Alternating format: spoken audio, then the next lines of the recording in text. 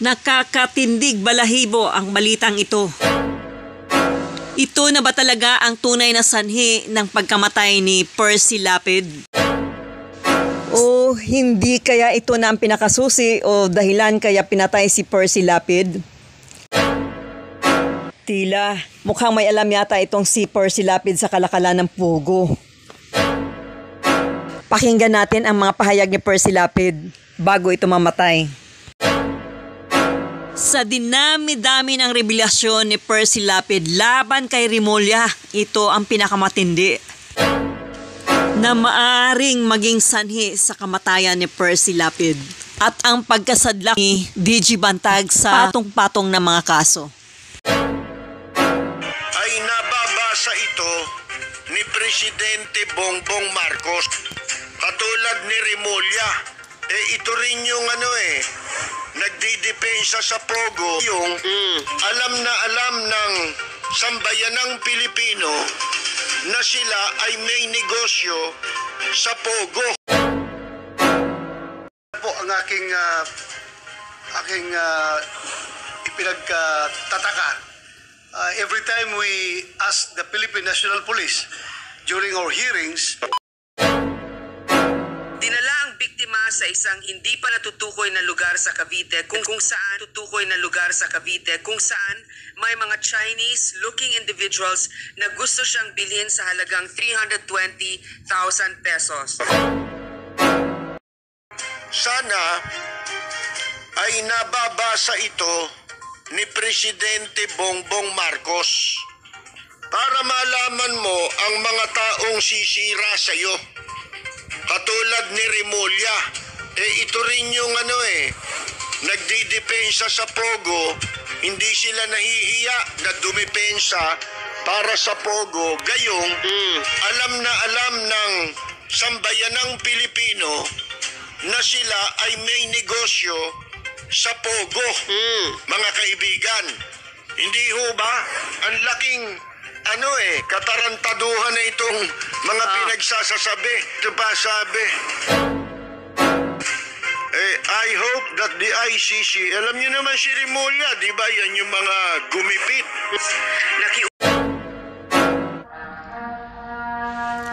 Noong nakaraang taon, September 15, 2022 ay nagkaroon ng Senate hearing regarding sa Pogo dahil sa kidnapping case. Ating pakinggan. Usap ang biktima na isa sa mga buyers kung pwede siyang bilhin para makawala siya sa mga kidnapper at pagkatapos ay tawagan na lang ang kanyang kapatid na magbabayad para tubusin siya. Naawa ang buyer dahil sa kalunos-lunos na kalagayan ng biktima na puro pasa at sugat, kaya binili siya at dinala sa isang Pogo dorm sa Shuangma Industrial Park sa Molino Boulevard, Bacoor, Cavite. Kung hindi tayo kikilos ngayon, marami pa siguradong biktima ang susunod. Yun lang po ang aking ipinagtataka. Every time we ask the Philippine National Police during our hearings, President, dear colleagues, I rise before you on a personal and collective privilege to raise the alarm over another abduction case allegedly involving Pogos.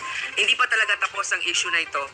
A trusted friend just told me that 2 days ago, his sister-in-law was abducted in a very busy area here in Pasay and brought to a Pogo dorm in Cavite where she was sold off to a Chinese-looking buyer.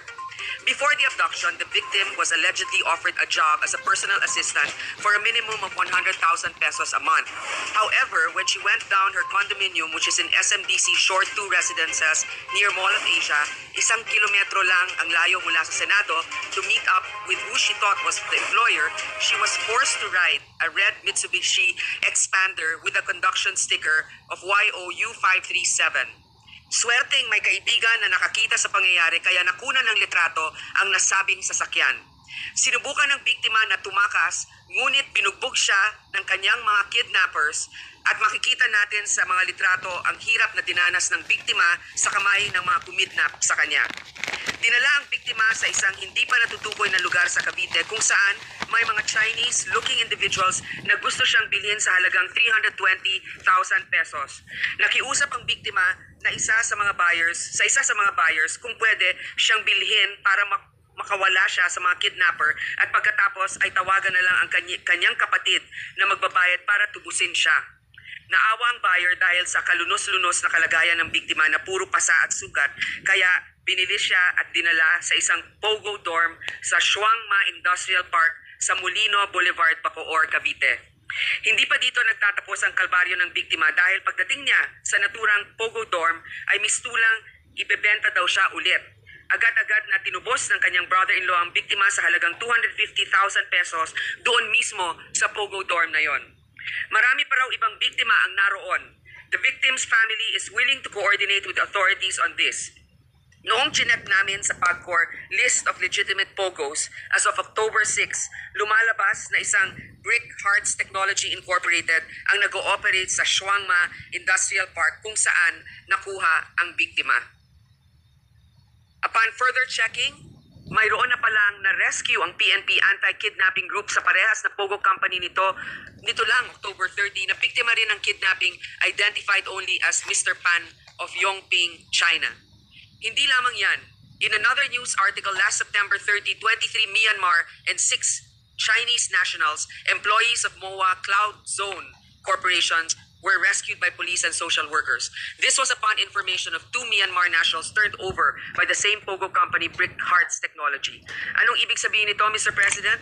Hanggang ngayon, sa kabila ng mga pangako ng PNP, PAGCOR at Association of Pogo Operators, Pogo-related crimes still persist. And not just that, all the problems that come with Pogo operations, legal or not, also persist and has gotten worse. This sector has turned one vice, which is gambling, into a host of other more serious problems like kidnapping, serious physical injuries, and human trafficking. Kung hindi tayo kikilos ngayon, marami pa siguradong biktima ang susunod. During the Committee on Ways and Means hearing last November 23, the PNP proudly said that there hasn't been a Pogo-related incident lately. But even without any official report, it is clear that these crimes are happening before us. I would eagerly call on the authorities to rescue the victims, but we cannot just go on saving each and every time someone is kidnapped by Pogos. Allow me to reiterate my call. Let's face the music and decide once and for all if our institutions are still stronger than Pogo and can rein in the risk to peace and order and possible long-term damage to the rule of law while these Pogo-related crimes continue. I said it before and I'll say it again.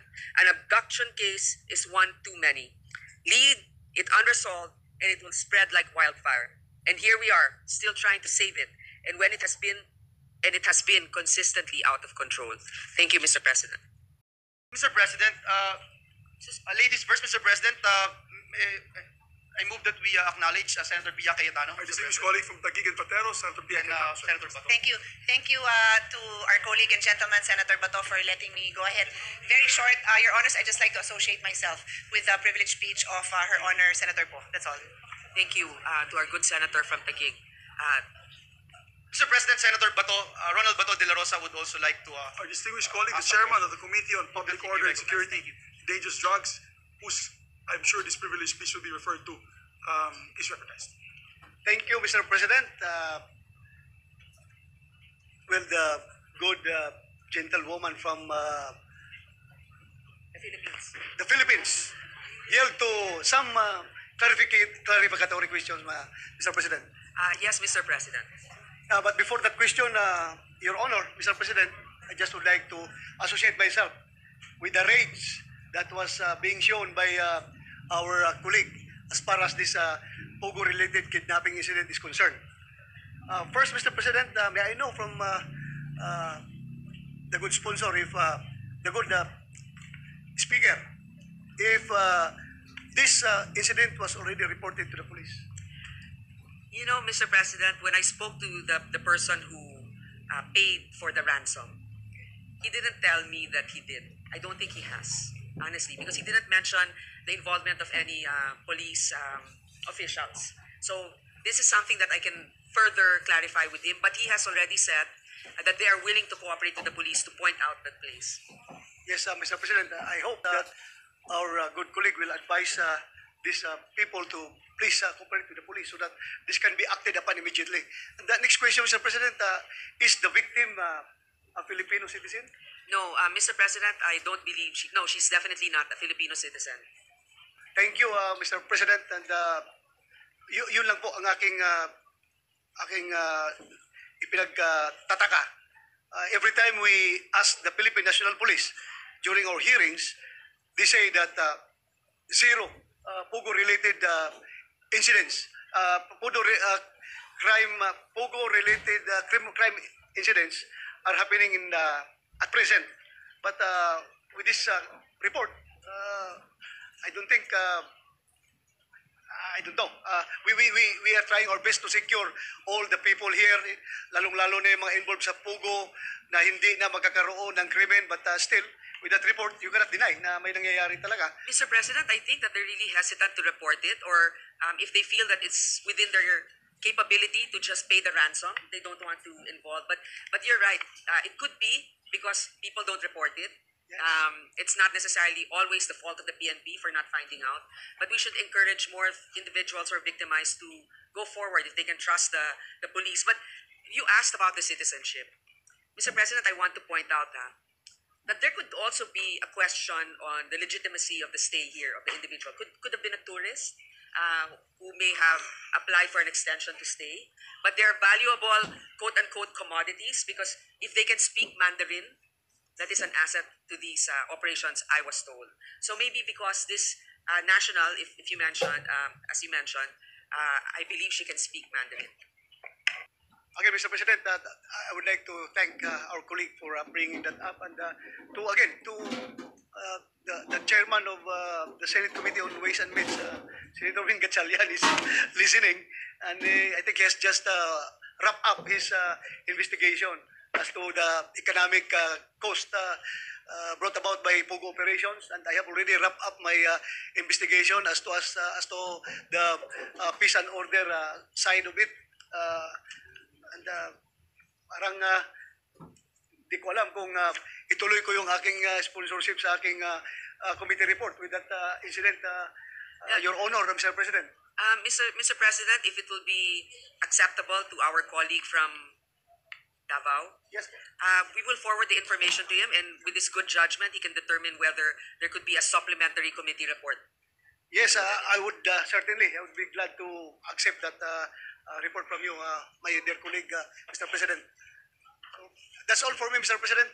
Again, I would like to encourage our colleague to please encourage the victims to come into the open and seek the help of the police. If they feel uncomfortable, you can course it through me, Mr. President, my dear colleague. I would like to assure also our colleague from Davao that normally kasi we hear stories like this, but we don't really know the individuals who are victimized. This one is parang kaibigan mo talaga na kakilala mo, kunyari, si Senator Bongo. Merong nabiktima, ganon ka close. So I can attest to this individual who reported. He's an upstanding member of the community, a very successful practitioner here in the Philippines. I don't doubt the veracity of that report. Being reported by our very honest colleague, I'm sure it is happening, and it happened really. So I just hope full cooperation will be extended to the law enforcement community so that they can address this problem right away, Mr. President. Thank you, Mr. President, Your Honor. Thank you, Mr. President, and to our colleague from Davao. Mr. President, before we